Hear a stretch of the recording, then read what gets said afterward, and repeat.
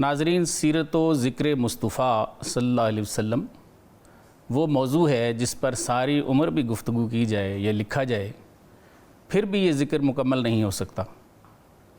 پچھلے پروگرام میں ہمارے مذہبی اسکالرز نے ہمیں بتایا کہ حضور صلی اللہ علیہ وسلم نے کس طرح صحابہ کا تزکیہ فرمایا، آپ کس طرح شاہد ہیں، اور اللہ نے آپ صلی اللہ علیہ وسلم کے دست مبارک کو اپنا ہاتھ کیوں فرمایا۔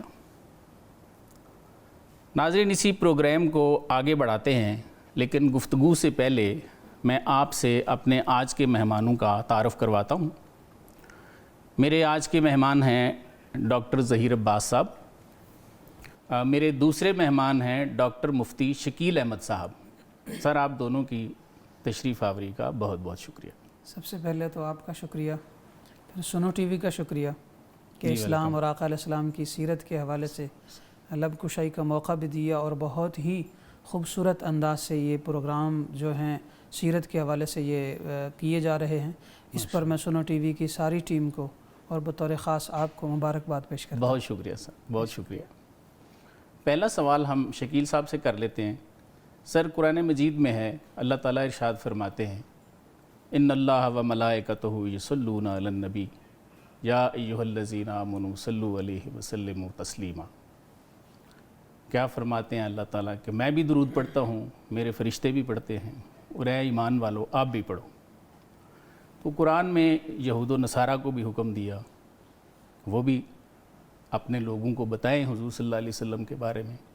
یہ الگ بات ہے کہ انہوں نے نہ بتایا، چھپا لیا، تو اللہ فرماتے ہیں کہ انہوں نے بڑا گھاٹے کا سودا کیا۔ پھر پچھلے پروگرام میں ہم نے ایک حدیث کا بھی ریفرنس دیا تھا، جو حضرت ابو ہریرہ سے روایت ہے بخاری کی، کہ ایک سفر میں تھے اور سرکار کے ساتھ تو واپسی پہ بنو نجار کے باغ میں ٹھہرے، تو ایک اونٹ تھا وہاں پہ جو بڑا سرکش تھا۔ تو آپ صلی اللہ علیہ وسلم کو جب لوگوں نے بتایا تو آپ نے اس اونٹ کو بلایا، باغ میں داخل ہوئے، بلایا، تو وہ اونٹ اس طرح آیا کہ اپنے ہونٹ زمین پہ لگاتا ہوا سرکار دو عالم صلی اللہ علیہ وسلم کی خدمت میں حاضر ہوا۔ آپ نے اس کے مالک کو بلایا، نکیل منگوائی، اس کو نکیل ڈالی اور وہ مالک کے سپرد کیا۔ اس کے بعد آقا نے ارشاد فرمایا کہ ان زمینوں اور آسمانوں میں کوئی بھی چیز ایسی نہیں ہے جس کو یہ پتہ نہیں ہے کہ میں اللہ کا رسول ہوں۔ تو سوال یہ ہے کہ یہ اتنے چرچے جو اللہ تعالیٰ نے کروا دیے ہیں، ہر چیز جانتی ہے، اور اللہ تعالیٰ خود درود پڑھ رہے ہیں، فرشتوں کو لگایا ہوا ہے، ایمان والوں کو حکم ہے، تو یہ درود پڑھنے میں حکمت کیا ہے آفٹر آل؟ جی، بسم اللہ الرحمن الرحیم۔ اس خوبصورت پروگرام میں مجھے مدعو کرنے کا میں دل سے آپ کا شکر گزار ہوں۔ Welcome sir. اور خاص طور پر ایسا موضوع جو ربیع الاول کے حوالے سے اور پھر آقا نامدار محمد مصطفیٰ صلی اللہ علیہ وسلم کی ذات اقدس سے جی سر کے عنوان سے منون ہے، اس میں شرکت بھی جو ہے وہ ثواب سے خالی نہیں ہے۔ بے شک۔ یہ جو آیت مبارکہ آپ نے تلاوت کی ہے، جی، قرآن کریم کی تلاوت کرتے ہوئے جب یہ آیت آتی ہے تو آپ صلی اللہ علیہ وسلم کی عظمت اور محبت سے دل لبریز ہو جاتا ہے۔ سبحان اللہ۔ آدمی اگر سوچے کہ یہ دنیا کے اندر واحد ہستی ہیں جی، کہ جن پر اللہ تعالیٰ خود فرما رہے ہیں کہ میں درود بھیجتا ہوں، واہ، آپ صلی اللہ علیہ وسلم کے علاوہ کسی اور نبی کے لیے یا کسی اور فرشتے کے لیے یا کسی بھی جن و انس میں سے کسی کے یہ اعزاز حاصل نہیں ہے کہ اللہ تعالیٰ کی ذات خود جو ہے وہ درود بھیجے۔ درست۔ یہ آپ صلی اللہ علیہ وسلم کی عظمت اور رفعت اور بلندی کی سب سے بڑی دلیل ہے۔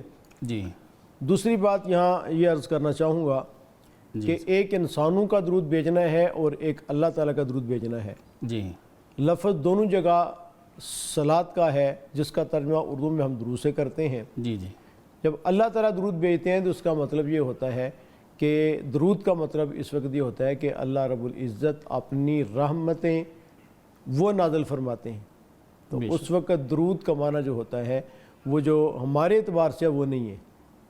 اور جس وقت بندوں کے لیے کہا کہ ہم درود پڑھتے ہیں، جی، تو اس وقت جو ہے ہمارا دعا کے معنی میں ہوتا ہے کہ میں اللہ تعالیٰ سے دعا کرتے ہیں کہ اللہ رب العزت جو ہے وہ آپ صلی اللہ علیہ وسلم پر جو ہے وہ رحمتیں اور برکتیں یہ نازل فرمائے. یعنی اللہ تعالیٰ کے لیے جب صلاۃ کا لفظ استعمال ہوگا تو وہ کسی اور معنی میں استعمال ہوگا، اور جب انسانوں کے لیے استعمال ہوگا تو اور معنی کے اندر استعمال ہوگا. جی تو یہ آپ صلی اللہ علیہ وسلم کی رفعت اور بلندی کی بہت بڑی جو ہے وہ دلیل ہے کہ اللہ تعالیٰ. پھر آپ صلی اللہ علیہ وسلم کی کتنی بڑی ہستی ہے، جی کتنی بڑی ذات ہے کہ اللہ تعالیٰ خود درود شریف بھیج رہے ہیں. خود اللہ تعالیٰ خود فرماتے ہیں کہ ورفعنا لک ذکرک، جی ہم نے آپ کے ذکر کو بلند کیا. کر دیا. حدیث مبارک کے مطابق امام بغوی نے غالباً لکھا ہے اپنی تفسیر کے اندر جی کہ جس وقت یہ آیت اتری تو آپ نے جبرائیل امین سے پوچھا کہ اس کا کیا مطلب ہے کہ میرے ذکر کو بلند کیا. واہ. تو انہوں نے پھر کہا کہ اللہ تعالیٰ فرماتے ہیں کہ وَإِذَا ذُكِرْتُ ذُكِرْتَ مَعِيَّ، سبحان اللہ. کہ جس وقت جہاں میرا تذکرہ کیا جائے گا اس کے ساتھ ہی آپ کا تذکرہ کیا جائے گا. واہ. کلمہ لا الہ الا اللہ محمد رسول اللہ، جس وقت کلمہ کوئی بھی پڑھے گا تو اس وقت کلمہ مکمل نہیں ہوتا جب اللہ کے نام کے ساتھ آپ صلی اللہ علیہ وسلم کا تذکرہ بے شک. نہ کیا جائے. تشہد میں جب تک آپ صلی اللہ علیہ وسلم کا تذکرہ نہ کیا جائے تشہد مکمل نہیں ہوتا. درود ابراہیمی پڑھا جائے تو اس وقت بھی جو اللہ تعالیٰ کے نام کے ساتھ آپ کا ذکر کیا جائے گا. جی اذان ایک ایسی عبادت ہے کہ جو 24 گھنٹے پوری دنیا کے اندر یہ آواز گونجتی ہے. اس کا مورخین نے، مفسرین نے، محدثین نے اور اس طرح سیرت نگاروں نے بڑا خوبصورت جو ہے وہ اس کا ایک سلسلے کو ذکر کیا کہ سب سے پہلے یہ انڈونیشیا سے شروع ہوتی ہے. جی پھر 1.5-2 گھنٹہ جو ہے وہاں مطلب ہے کہ 1-2 منٹ کے وقفے سے، کیونکہ وقت تبدیل ہوتا رہتا ہے. پھر وہاں سے پھر ہندوستان میں آتی ہے، پھر ہندوستان سے مطلب اتنے گھنٹے رہتی ہے. پھر اس کے بعد جو ہے یہ مصر کے اندر جو یمن کے اندر اس تک وہاں چلی جاتی ہے. وہاں سے پھر مطلب پھر اس کے بعد یہ مدینہ منورہ اور حجاز میں داخل ہو جاتی ہے. تو یہ اذان ایک ایسی صدا ہے جو 24 گھنٹے بغیر کسی توقف اور تعطل کے پوری دنیا میں جاری رہتی ہے. وَرَفَعْنَا لَكَ ذِكْرَكَ، گویا کہ اللہ رب العزت نے یہ ایسا انتظام فرما دیا کہ 24 گھنٹے اذان ہوتی رہتی ہے، اور جہاں اللہ تعالیٰ کا تذکرہ ہوتا ہے اشہدو ان لا الہ الا اللہ واشہدو ان محمد رسول اللہ صلی اللہ علیہ وسلم کی رسالت کا اور آپ صلی اللہ علیہ وسلم کی نبوت کا اقرار بھی ساتھ ہوتا رہتا ہے. فرمایا کہ وَإِذَا ذُكِرْتُ، جب میرا تذکرہ کیا جائے گا، ذُكِرْتَ مَعِيَّ، آپ کا بھی تذکرہ کیا جائے گا. حضرت جبرائیل امین علیہ السلام کی ایک بات مجھے یاد آتی ہے کئی دفعہ. وہ کہتے ہیں کہ قلبت مشارق الارض ومغاربہا، میں نے دنیا کے مشرق اور مغرب کو پھرا ہوں، اس کو ٹٹولا ہے، لیکن لم ارا مثل محمد، ہے نا، لیکن میں نے آپ صلی اللہ علیہ وسلم جیسا کوئی خوبصورت دیکھا نہیں ہے. ایسی صفات والا، ایسے اخلاق والا، اس طرح کا مجھے کوئی نظر نہیں آیا. اسی کو حضرت حسان بن ثابت رضی اللہ تعالیٰ نے کہا، بڑا خوبصورت شعر ہے اور بہت لوگ اس کو پڑھتے ہیں، ربیع الاول کے علاوہ بھی پڑھتے ہیں نا. خلقت مبرأ من کل عیب کأنک قد خلقت ما تشاء، ہے نا، کہ یعنی آپ اس طرح پیدا ہوئے ہیں کہ ہر عیب سے پاک ہیں، اور جس طرح آپ چاہتے تھے اللہ تعالیٰ نے آپ کو اسی طرح جو بنا دیا. اور اس کے علاوہ آپ صلی اللہ علیہ وسلم کی خدمت اقدس کے اندر جو لوگ آتے تھے اپنی پریشانیوں کو ذکر کرتے تھے اور آپ صلی اللہ علیہ وسلم ان مسائل کا حل فرماتے تھے. تو یہ تو بہت زیادہ ہے، بے شمار. ایک نہیں ہے. ایک صحابی آئے تو انہوں نے کہا یا رسول اللہ، میں جب ایمان نہیں لایا تھا تو اس وقت بچیوں کو زندہ درگور کرتا تھا. ایک بچی تھی تو اس کو میں زندہ درگور کر رہا تھا. وہ کہتی جا رہی تھی کہ مجھے کیوں زندہ درگور کر رہے ہو. تو وہ واقعہ سن بھی رہے ہیں آپ صلی اللہ علیہ وسلم، اور چہرے اقدس پہ جو آنسو جو ہیں وہ ٹپ ٹپ کر کے گر رہے ہیں. تو یہ رحمت تھی، شفقت تھی مخلوق پر. آپ صلی اللہ علیہ وسلم نے سبحان اللہ، یہ جو حج کا موقع ہے تو گرمی کا موسم ہے، حج کا موقع ہے، اور جبل رحمت کے قریب آپ نے کئی گھنٹے کھڑے ہو کے آپ صلی اللہ علیہ وسلم نے اس امت کے لیے دعائیں مانگی ہیں. تو ایک واقعہ نہیں ہے. سیرت کے لکھنے والے جو لوگ ہیں انہوں نے ایک مستقل ٹاپک کو، آپ صلی اللہ علیہ وسلم رحمت اور شفقت والا جو ٹاپک ہے اس پہ مستقل طور پہ جو لکھے مستقل کتابیں اس پہ موجود ہیں. جی بالکل ایسے. تو اس کے علاوہ اور کتنی ایسی چیزیں ہیں. اسی طرح قرآن کی یہ آیت ہے وَإِذْ أَخَذَ اللَّهُ مِيثَاقَ الَّذِينَ أُوتُوا الْكِتَابَ، کہ اللہ تعالیٰ نے جو پہلے اہل کتاب تھے ان سے عہد لیا تھا باقاعدہ، لَتُبَيِّنُنَّهُ، کہ تم آپ صلی اللہ علیہ وسلم کی رسالت کو، نبوت کو ضرور بیان کرو گے وَلَا تَكْتُمُونَ، لیکن اس کو چھپانا نہیں ہے. تو یہ بھی آپ صلی اللہ علیہ وسلم کا جو ہے کہ ہے وَرَفَعْنَا لَكَ ذِكْرَكَ. ظاہر ہے کہ اتنی بڑی ہستی بعد از ہدا بزرگ، تو یہ قصہ مختصر والی بات ہے کہ اللہ کے بعد اگر کسی کا مرتبہ ہے اور مقام ہے وہ صلی اللہ علیہ وسلم کی ذات اقدس ہے، تو پھر اللہ تعالیٰ اس پر درود بھیجتے ہیں، یعنی اللہ تعالیٰ اپنی رحمت ان پر نازل فرماتے ہیں۔ اور اسی طرح لوگوں کہا کہ آپ بھی درود، اور ایک مختصر سا درود ہے، میں اپنے حضرات سے جو میرے سامعین ہیں ان سے گزارش کرنا چاہوں گا کہ صلی اللہ علیہ وسلم، صلی اللہ علیہ وسلم ہمارے بزرگ تھے، پیر و مرشد تھے، وہ زبردست بات فرمایا کرتے تھے کہ اللہ تعالیٰ فرماتے ہیں کہ صلو علیہ وسلم تسلیما، درود بھی پڑھے اور سلام بھی پڑھے۔ فرمایا کہ صلی اللہ علیہ وسلم کے اندر درود بھی ہے اور سلام بھی ہے، دونوں۔ اللہ کا جو حکم ہے وہ ایک مختصر درود شریف کے اندر بھی ذکر ہو جاتا ہے، اور بھی درود شریف ہے۔ اور دوسرا فرمایا کہ جتنے محدثین ہیں، حضرت الامام بخاری رحمۃ اللہ علیہ، امام مسلم رحمۃ اللہ علیہ، الحمدللہ ہم نے صحیح ستہ کے علاوہ باقی بھی کتابیں سب کر اپنے سازے سے پڑھی ہیں، تو محدثین نے جو درود شریف ذکر کیا ہے وہ یہ ذکر کی ہے صلی اللہ علیہ وسلم، درود بھی ہے، سلام بھی ہے، اللہ تعالیٰ کے حکم کی جو تعمیل ہے وہ بھی اس میں ہو جاتی ہے، اور بڑا مختصر سا بھی ہے، اور خاص طور پہ ربیع الاول کے مہینے کے اندر اس کی کثرت کرنی چاہیے۔ ویسے بھی اسی آپ کا جو سوال ہے اس کا حوالے سے میں عرض کرتا ہوں۔ اللہ تعالیٰ نے ارشاد فرمایا ان اللہ و ملائکتہ یصلون علی النبی، بے شک اللہ تعالیٰ اور اس کے فرشتے درود بھیجتے ہیں نبی صلی اللہ علیہ وآلہ وسلم پر۔ اگر نبی کا لغوی معنی ڈکشنری سے دیکھا جائے تو وہ ہے غیب کی خبریں دینے والا، تو ایسے عظیم ہستی پر درود بھیجتے ہیں جو کہ غیب کی خبریں دینے والا ہے اللہ کی عطا اور فضل سے۔ یا ایھا الذین آمنوا، اے ایمان والو، صلو علیہ وسلموا تسلیما، اے ایمان والو تم بھی میرے نبی پر درود اور سلام بھیجو۔ اس آیت مبارکہ میں واضح طور پر اللہ تعالیٰ نے اپنی عادت مبارکہ اور فرشتوں کی عادت مبارکہ کا ذکر فرما کے اہل ایمان کو اللہ کے نبی کی ذات پر درود و سلام پیش کرنے کا حکم ارشاد فرمایا۔ اس آیت مبارکہ کے تحت ہر کلمہ پڑھنے والے مسلمان پر زندگی میں کم از کم ایک مرتبہ آقا علیہ السلام کی بارگاہ میں درود بھیجنا فرض ہے، نماز کی طرح، زکوٰۃ حج کی طرح فرض ہے، کیونکہ یہ اللہ کا حکم ہے، اور یہ اللہ تعالیٰ کے حکم پر جو عمل کرنا ہے وہ فرض کا درجہ رکھتا ہے۔ دوسری بات یہ ہے کہ اس آیت مبارکہ میں اللہ رب العالمین نے اہل ایمان کو درود بھیجنے کا اور سلام بھیجنے کا ارشاد فرمایا۔ اب جو سچے مومن ہیں وہ دل سے آقا علیہ السلام کی بارگاہ میں کثرت درود و سلام کرتے ہیں، اور اگر محدثین اور مفسرین سے پوچھا جائے کہ کثرت کسے کہتے ہیں تو وہ فرماتے ہیں 313۔ اگر آپ سمجھتے ہیں کہ زیادہ سے زیادہ درود و سلام پڑھا جائے تو آپ اصحاب بدر جو ہیں ان کی تعداد دے لیں، بس وہ کثرت ہے۔ اور دوسری بات یہ ہے کہ جب بھی ہم آقا علیہ السلام کا ذکر کرتے ہیں ہم اس معاملے میں، یعنی اللہ تعالیٰ تو ہر وقت بھیجتا ہے درود، مگر ہم بظاہر کنجوسی کا مظاہرہ کرتے ہیں۔ فار ایگزامپل وہ یہ ہے کہ ہم جب آقا علیہ السلام کی بارگاہ میں درود و سلام بھیجنے کی باری آتی ہے نا تو ہم کہہ دیتے ہیں صلی اللہ علیہ وسلم، صلی اللہ علیہ وسلم، اتنی جلدی میں کہہ دیتے ہیں جیسے کہ ہم نے کوئی سر سے کوئی چیز اتار دی ہے، ہرگز نہیں۔ یہ اللہ جل مجدہ الکریم کا انداز ہے، اور اللہ تعالیٰ کے نبی نے الفاظ دیے ہیں۔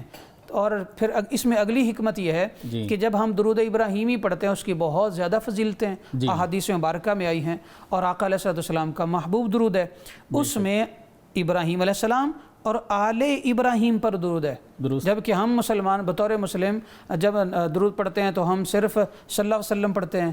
یہ بھی کنجوسی ہے، اور یوں کہہ لیں کہ ایسا انسان جو کہ بخیلی کا مظاہرہ کرے نبی علیہ السلام کی ذات کے حوالے سے یا ان کی آل کے حوالے سے، تو میں سمجھتا ہوں کہ وہ انداز ٹھیک نہیں۔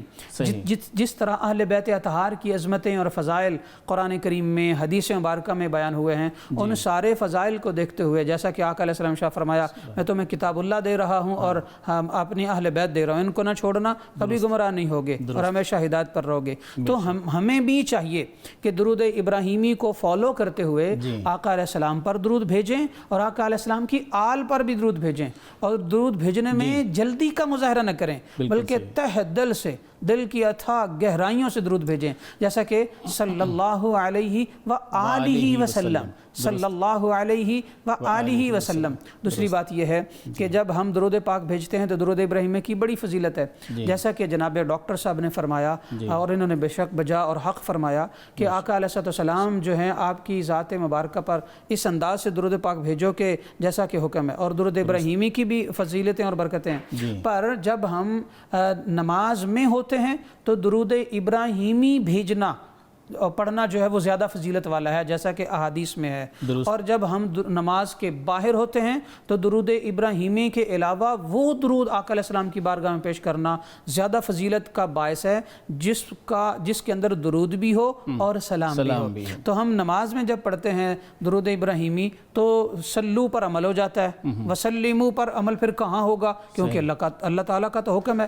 تو اس حکم پر جو عمل ہے وہ ہم تشہد میں اتحیات میں عمل کر لیتے ہیں، جیسا کہ السلام علیکہ ایہا النبی ورحمۃ اللہ وبرکاتہ، سلام ہو آپ پر اے غیب کی خبریں دینے والے نبی، آپ پر اللہ تعالیٰ کی آپ پر رحمتیں ہوں اور برکتیں ہوں۔ تو پہلے ہم سلام پڑھتے ہیں، پھر ہم درود پڑھتے ہیں، یا ایھا الذین آمنوا صلوا علیہ وسلم پر عمل ہو جاتا ہے۔ اور نماز کے باہر وہ درود جس میں درود بھی ہو اور سلام بھی ہو وہ زیادہ فضیلت اور برکت والا ہے۔